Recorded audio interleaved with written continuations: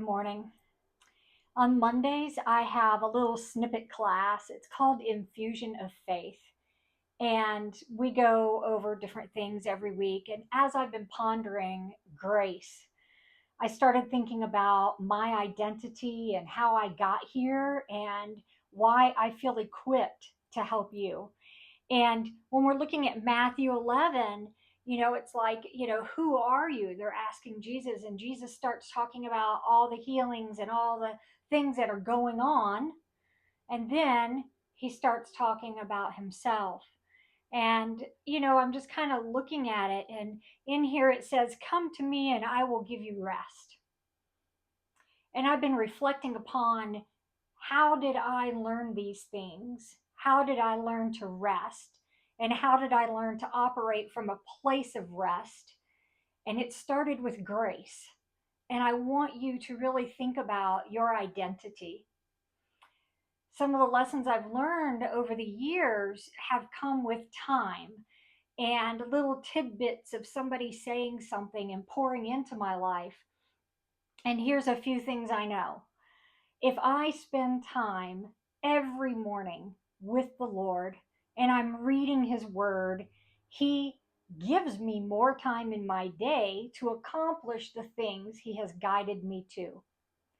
And when He's quiet and I'm not hearing, "Anna, go do this," then I wait.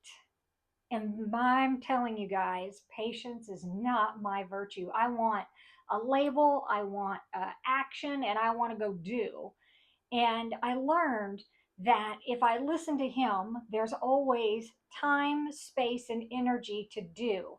Many people over the years are like, "Oh my gosh, how did you go to Dallas 2 and 3 times a week and run two businesses and homeschool your children and I never seemed to be worn out?" Well, I had to come to a couple conclusions. Number one, I got to listen to God.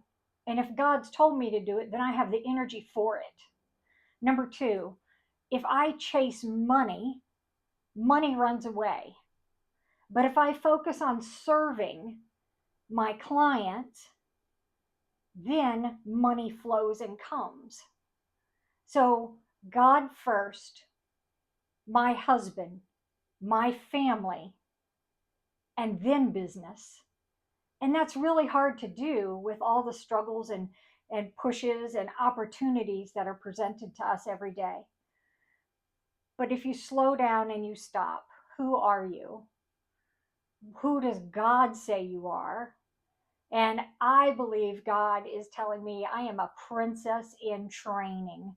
I have a crown and I wear it, and sometimes it's crooked and falls off, and I make mistakes and I tremble and fall apart.